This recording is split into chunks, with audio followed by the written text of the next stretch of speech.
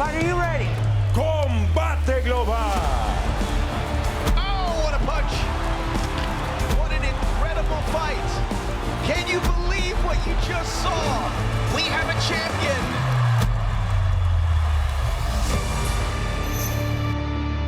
Welcome into Inside the MMA here on Fuse TV. I am Max Bretos. There is Alex Wendling.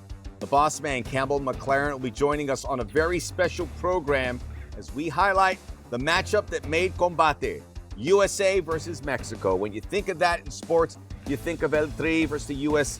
men's and women's national team. You think of Julio Cesar Chavez and Oscar De La Hoya in the boxing ring. It is huge, and it's huge certainly in the jaula as well. Yes, it's definitely an iconic matchup in sports, period. But inside La Jaula, there is a lot of drama, a lot of hostility in some of these matchups that play out. I mean, we have a lot of Mexican fighters born and raised in Mexico, but we also have a lot of Mexican fighters that were born in America, but still like to represent that flag. So when they step inside La Jaula, the country pride is stronger than ever.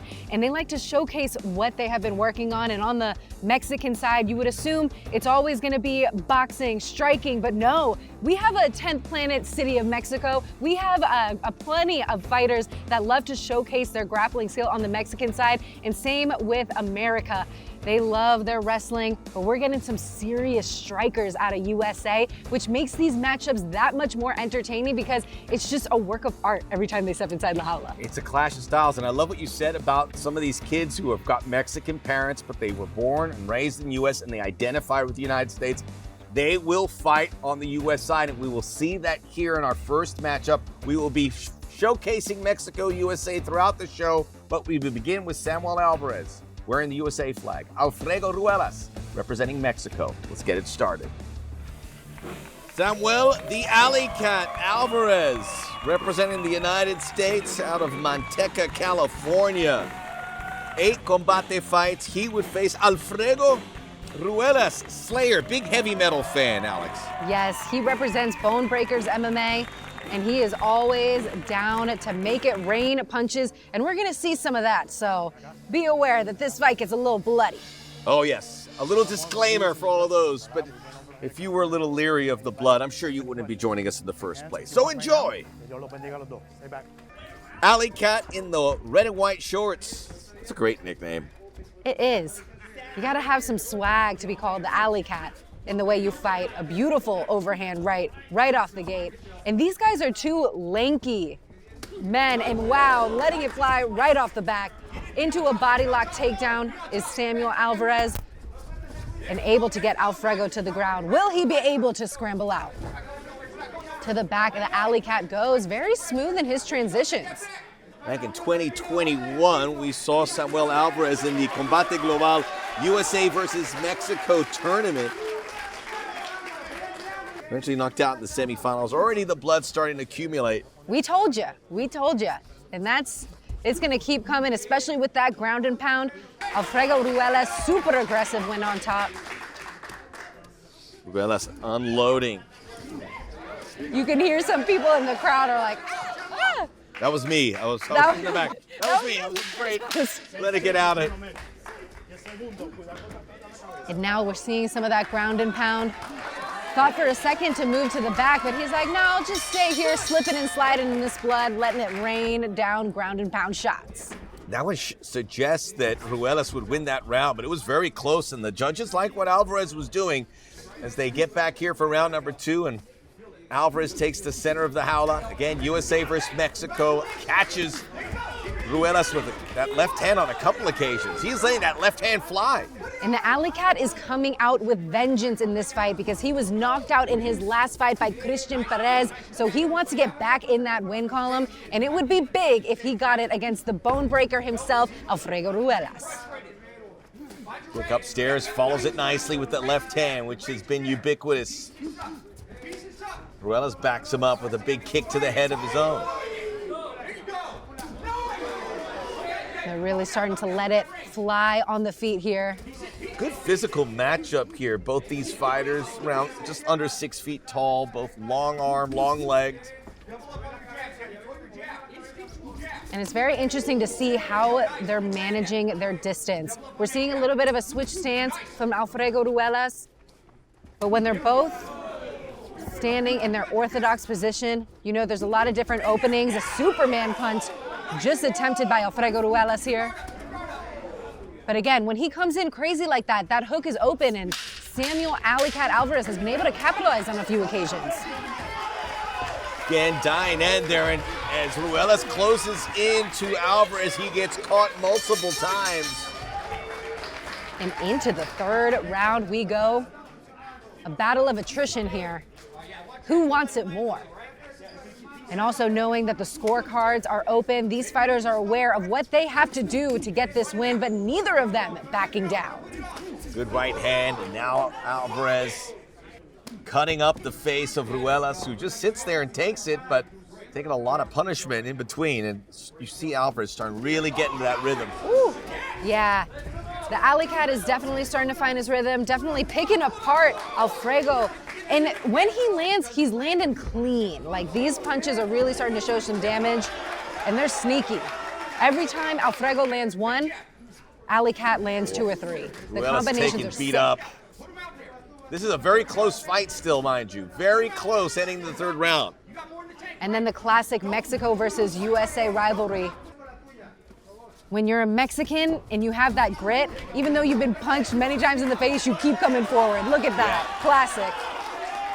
One direction only for Ruelas, and a lot of times he gets caught, but he knows it's his only outlet. And it's a really calculated game that the Alley Cat is playing. He's able to stay out of the distance out of Alfredo and get some beautiful counter punches, and now he's getting a little early celebration here because he's feeling like he just got the decision win. Alley Cat smiling, and the face of Ruelas beat up. He feels he had a shot here. By unanimous decision, de Manteca, California. But it was all Alley Cat. Big time victory for the man from Manteca, California. I think this was the first fight that I was ever here working the cage side highlights, and man, the energy was different for this event. Beautiful stuff with this Mexico versus USA rivalry. And much respect between these two fighters. Great stuff. Got a little heavy in there. How's your outlook on blood inside the Jaula? How much do you like willing to take? I have a pretty high tolerance to it at this point, pretty desensitized. I mean, when they go the full distance and it gets that bloody, that's when you know they have a lot of heart to continue fighting out there. We know you like it too. You know, there's an old saying in pro wrestling, red means green. So there you go. So that was a fight that did very well, and that's why we shared it with you. More USA-Mexico, Mexico-USA matchups coming your way here on Inside the MMA. Welcome back. We are showcasing the best of Mexico versus the United States, and that is what we had in our next showpiece. Throw out the ground game and everything else, Alex. This is two fighters going to the center of the jaula, going forehead to forehead and swinging for the fences when Kyle Estrada met Gerardo Graniel. Yes, toe-to-toe they went. You don't want to blink when it comes to this fight because these two bantamweight bangers are definitely going to put on quite a show, especially with country pride on the line. That's what you get all the time with this Mexico versus USA showdown. They both had a lot to say in the interviews in the lead-up, really confident that they were going to get the win. So we're going to see a lot of fury out there, and also an awesome hairstyle from Gerardo with a beautiful blue haircut going on. If you say so, Alex. If you say. This is not a guy from Arizona and California fighting a Baja California fighter from Mexico. This was Indianapolis versus Campeche inside the jaula. Kyle Estrada, the Hoosier. That's his nickname, from Indianapolis, Indiana. Normally be a flyweight, coming in comfortably 126, 127 pounds, coming up at 135 to take on Gerardo Graniel from Campeche, Mexico. Most of our Mexican fighters are from Mexico City, Guadalajara, or Baja California. Graniel shows that they can fight all over the country. You're a big fan of the blue hair, I know. And Yes. he's wearing blue shorts. He's making it work. We're going to see a lot of action from these bantamweight brawlers, a lot of speed from both of them, but also a lot of come forward action and aggression right off the gate. Tough guy, Estrada. Second Combate fight, won his debut via first round TKO. And Gerardo coming in with an 11-4 record against The 12-7 record of Kyle Estrada. Now they're really just measuring out each other's distance right now, trading kicks. Beautiful stuff. We're seeing southpaw versus orthodox, but a little bit of a switch stance from Kyle Estrada as well. Keeping their opponents on their toes when they're switching stances. It changes a lot of things in terms of distance. Good combination from Estrada that shook up Graniel. Comes back for more. Yeah, it's always beautiful when they give a little hesitation, a little feints to send up their strikes. And wow, it is a firefight right now between these two bantamweights. In the clinch, now we're gonna see some beautiful knees and up against the cage. Great head positioning, looking to control Jurado's motions. But Jurado working in that underhook and now creating distance that he wants. Both of them back at distance now, measuring each other out. But both looking so fresh. That's the fun thing about these bantamweights. It looks like they can do it all night. Combination Graniel closes ground. A few little uppercuts from Kyle Estrada. Forces Jurado to go in for that single leg. What will he be able to do with it? Other than eat a lot of elbows to the back of the head. He's fighting for that takedown, couldn't get it. But again, gives back a couple uppercuts of himself. And a beautiful spinning elbow. Estrada applying pressure. He's been shot out of a cannon in this fight by and large. And he just tried a little, hey, look at that. He pointed and was hoping that Jurado would look that way, but Jurado's like, nah, I'm not falling for it. I'm locked in here. Great work. As soon as they come off the break, they're throwing, and that's what you want to see in some sportsmanship here as well. But they're trying to take each other's heads off, so they can dap it up as much as they want. When the bell rings again, they're coming full force. Kyle Estrada, 21 fight career in his MMA, and he's fought in a lot of places. He's fought in a lot of big promotions. He's fought all over the world. Nice straight left. And again, switching that stance. It's really throwing out Jurado, but he's still able to land when he wants to. Graniel, again, that Born Breakers background coming in handy. He gets caught there, but then catches Estrada coming in. Awesome work. Great high kick. This is the 6th Combate fight for Graniel. Starting to get into a rhythm. And the crowd is just impressed from what they're seeing. We're seeing high kicks. We're seeing overhand rights land.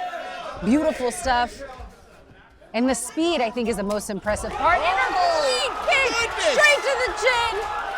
Raul Parata football tackles Gerardo Graniel to stop the fight. And Kyle Estrada, he's quite upset. He's like, whoa, come on. I was still in this. But what do you think about that? Oh, man, just the sound of it was... Gets clean kick straight to the chin. I think it was okay. I'm okay with the stoppage. And Estrada looks out of it. I mean, he goes down with a thud. Yeah. You have to be intelligently defending yourself. And when you take a few unanswered shots, that is grounds for the referee to stop that fight. By knockout. Disappointment for Estrada, but got caught. And Gerardo Graniel gets his 5th knockout.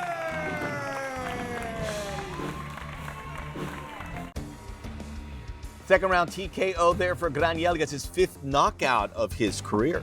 Yeah, and there was a little bit debate from Kyle Estrada saying, no, I wasn't out. But Raul Parata, quick to stop that fight. I don't know, would you be kind of upset if he called that off? Of course, these guys train so hard.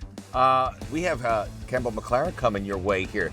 We're going to talk to him about USA Mexico. Do you have any questions in particular you would like to ask? Maybe we can ask him if he would be upset about that Kyle Estrada fight, because Kyle was fuming. Even during the hand race, he was like, I didn't lose that. So. Yes, because country pride was on the line. We'll talk to Campbell about that and this burgeoning rivalry, which continues to be a major pillar here on Combate Global. This is Inside the MMA. We continue to roll on after this.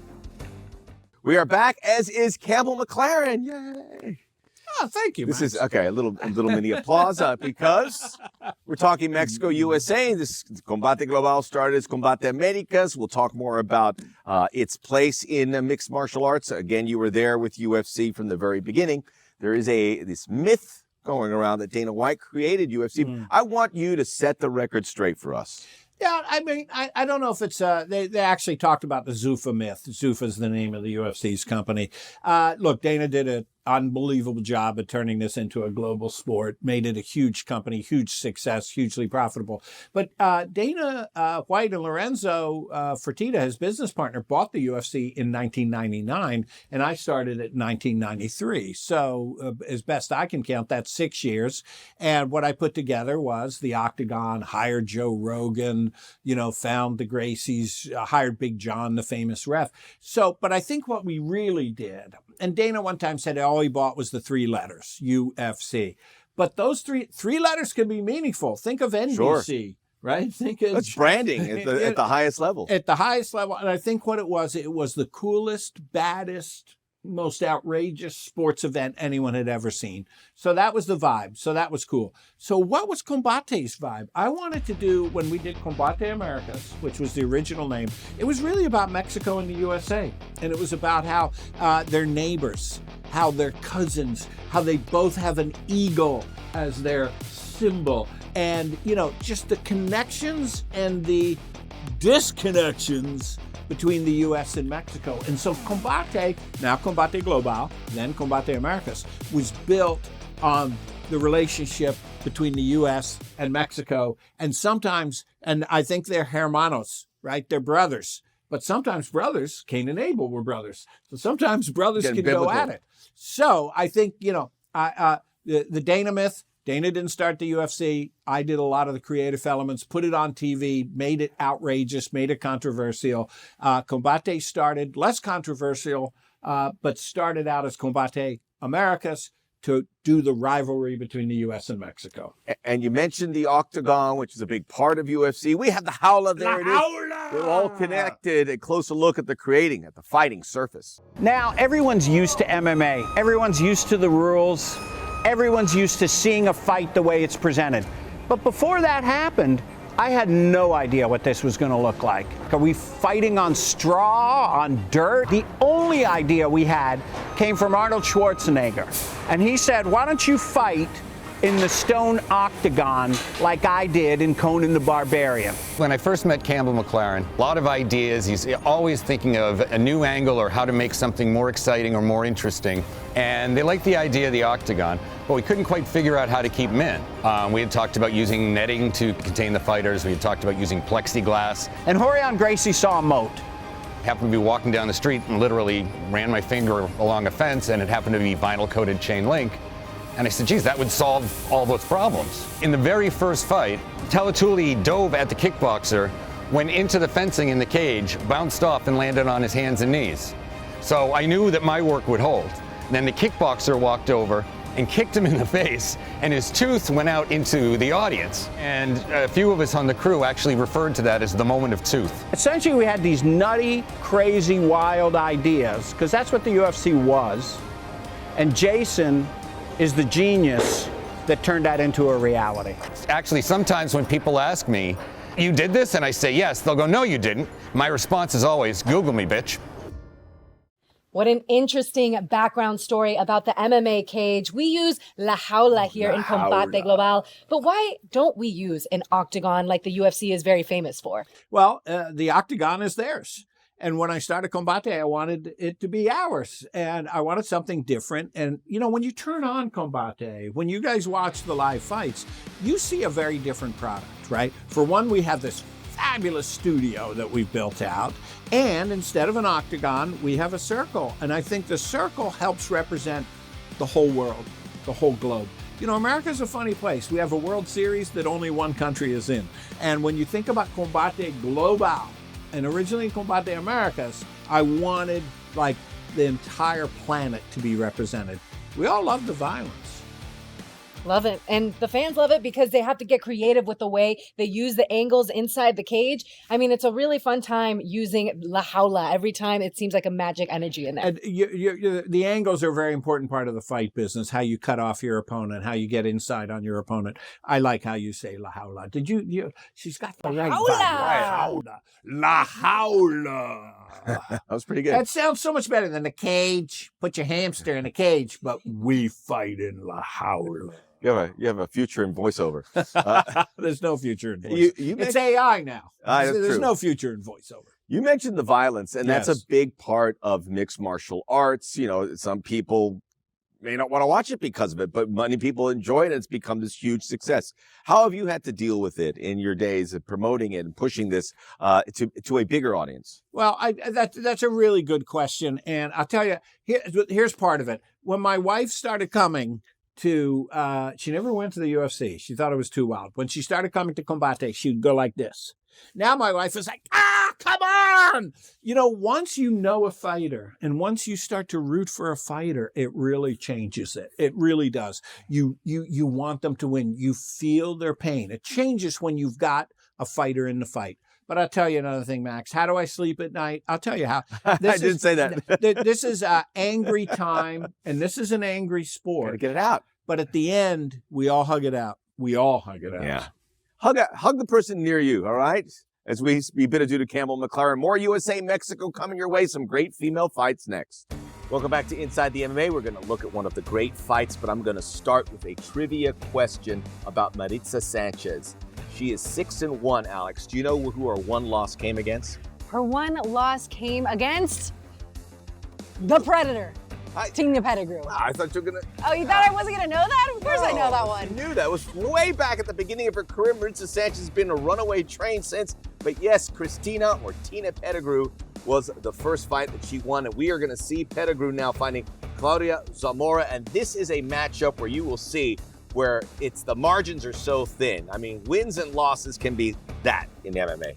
This fight is what women's MMA is all about. In the lead up to this fight, I interviewed Tina Pettigrew when she was training over there at Alliance in San Diego, and they were going hard. So it's fair to say that she was very ready for this fight against Claudia Zamora, who has a lot of experience herself.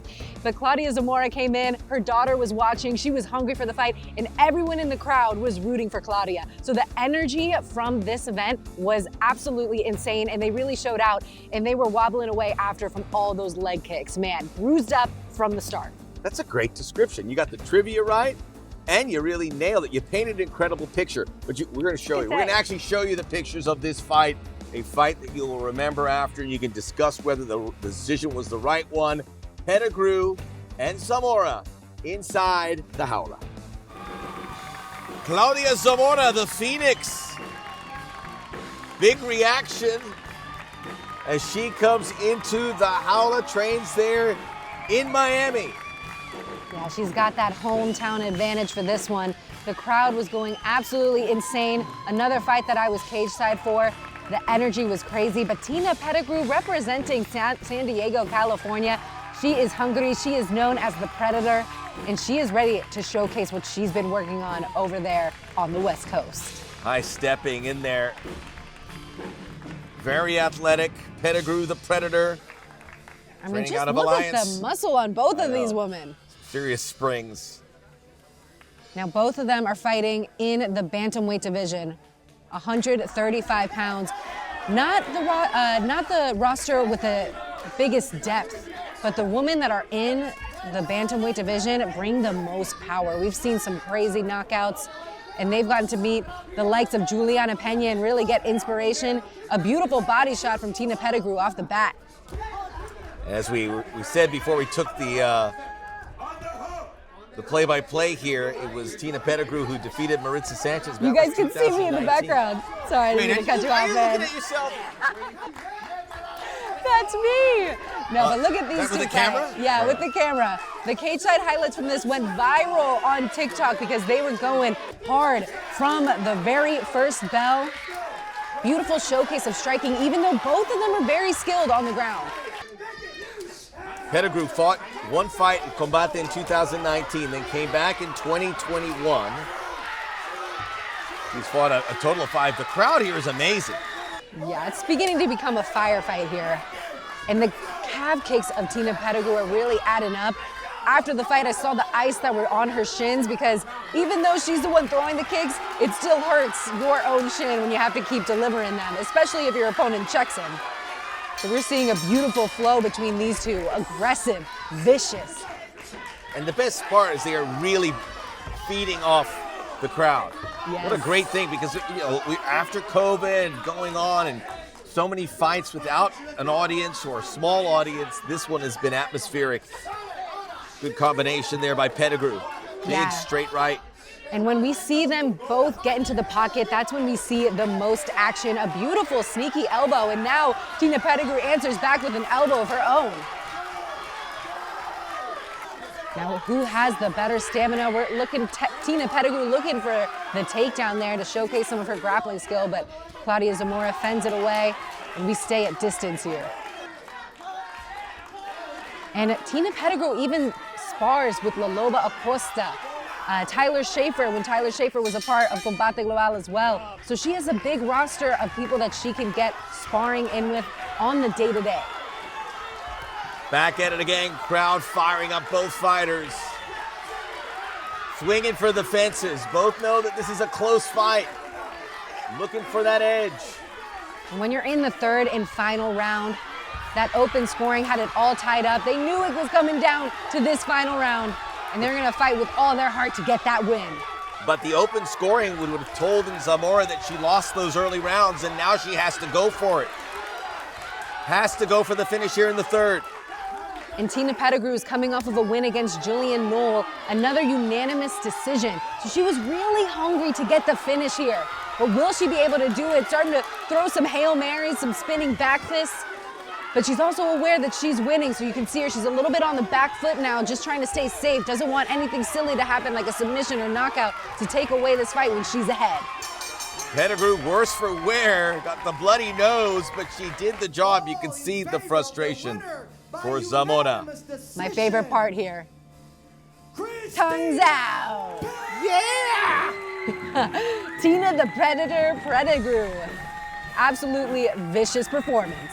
Run it back, we say. Victory for Pettigrew. We'll be back on Inside the MMA. A closer look at Jimmy Pace Jr.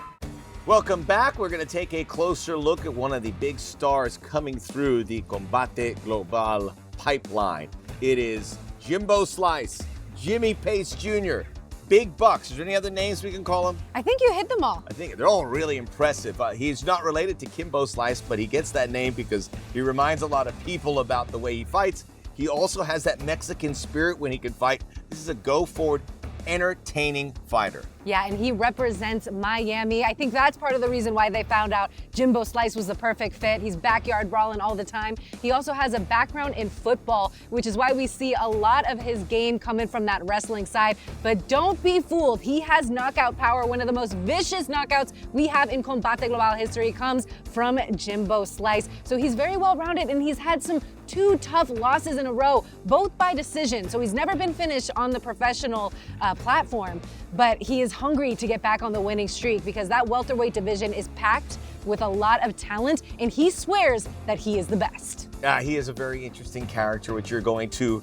discover here shortly. Training down there at Goat Shed, a guy that, again, has the knockout power in this welterweight division that is growing every day more and more in Combate Global. He loves to talk trash. He loves to talk trash. He loves to give himself a lot of different names. I'm sure there's another one. Maybe we can come up with another one here. Jimmy Pace Jr. Let's take a closer look at this fighter for Combate Global. Jimmy Pace Jr., I'm 26 years old. I'm coming from Liberty City, Florida. I want to bring the show to my fans, you feel me? I go in there and I get it done, you feel me? I ain't got time to play with people. I ain't got time to play with my food. Mama always told me don't play with your veggies, don't play with your food, you feel me? So at the end of the day, I can't let my opponent feel like he's better than me.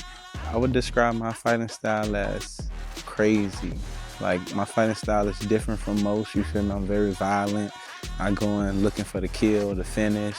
I don't really waste time. A lot of fighters waste time being technical. I don't waste no time. I get straight into it. I'm not to be played with either, you feel me? Like, so it's like a lot of people know not to play with me or try me outside of the cage. But in the cage, I'm the same way. I like to have fun. I like to make shows. Like, I'm a showman.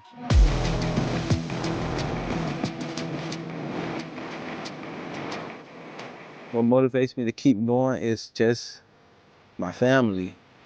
My loved ones, me changing my situation in life and everything like that, because this is like the opportunity of a lifetime, you get what I'm saying?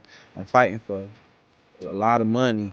It's like most people don't make the type of money I make when it comes to working and stuff like that. So like just being able to come in here and have Combate and have everybody believe in me and everybody support me and everything like that, it means the world to me. So it's like I have like my family, my future, and I have everybody supporting me and I have them on my back. So I gotta come out here every chance I get and put on a show for them, no matter what the circumstances was. I come from Liberty City, like it's poor, it's crime, violence. Like you can walk outside and get shot, you can walk outside and get robbed any given day. You feel me? Like it doesn't matter. Like where I come from it's hard. So it's like that gives me the motivation to make it out because I want to be a millionaire to be able to take care of my family and everybody that I love.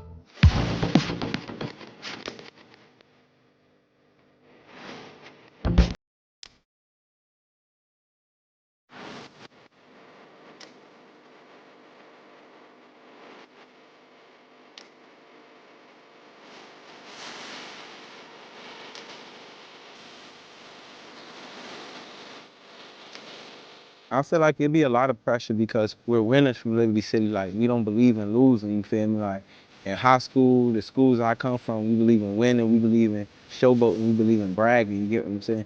Not saying that a lot of people think it's being cocky, a lot of people think it's being what's the name, but you gotta give yourself a pat on the back and show flowers, you feel me, for the great work and the accomplishments you're making. Like, you wanna always put on a show for them, you wanna always make sure you win.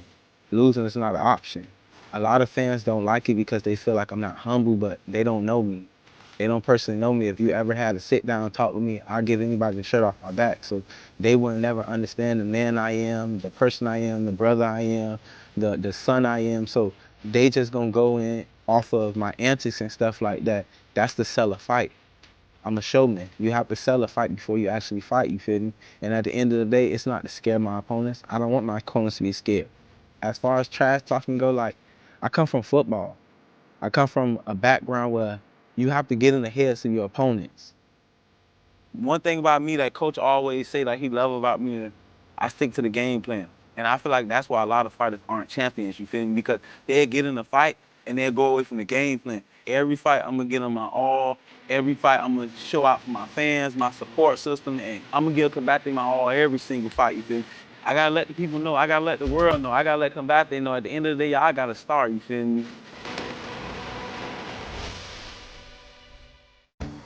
No doubt about it, Jimmy Pace Jr. can turn a phrase. I mean, I was writing some of these things down. This is, we'll just call it very interesting. But we like that. Because in this game, it's good to walk the walk. It's also good to talk the talk. He is an entertainer, and he has said in another interview that he's never trying to make anyone depressed or hurt anyone's feelings. He just does it for the entertainment. So in Jimbo Slice's defense, he is pure entertainment and does it to make things more interesting in there. Well, he certainly did that. Speaking of more interesting, Alex is going to show you another submission coming up next inside the Howler. Welcome back. It's the best part of the show where Alex goes inside the Howler to demonstrate a submission move. We are looking at a guillotine choke, which was administered by Lucero La Loba Acosta in a fight at the back end of 2023 against Silvia Juaneda. Of course, La Loba, the number one with regards to star power, according to Campbell McLaren. We will show you why. Let's send it off to Alex Wendling inside the Howler.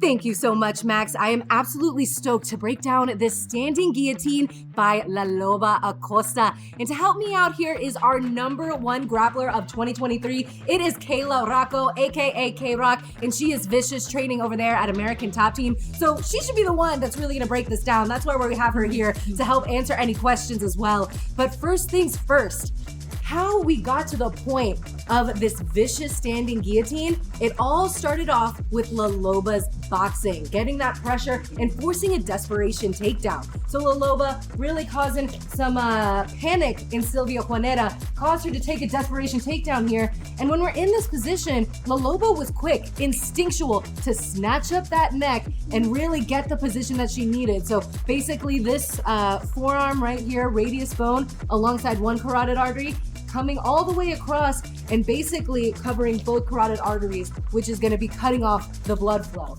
So once she did that, this is where Silvia Juaneda made her mistake. Kayla, can you kind of break down why it was so natural and easy for La Loba to snatch this up in this position right here. For sure. So one of the first main points is when you're shooting a shot, you have to make sure that your head is up and your chest is up. If you shoot like this with your neck extremely exposed, it's going to be very easy for them to lock up that arm. And once they lock it up, it's very difficult to get out of that.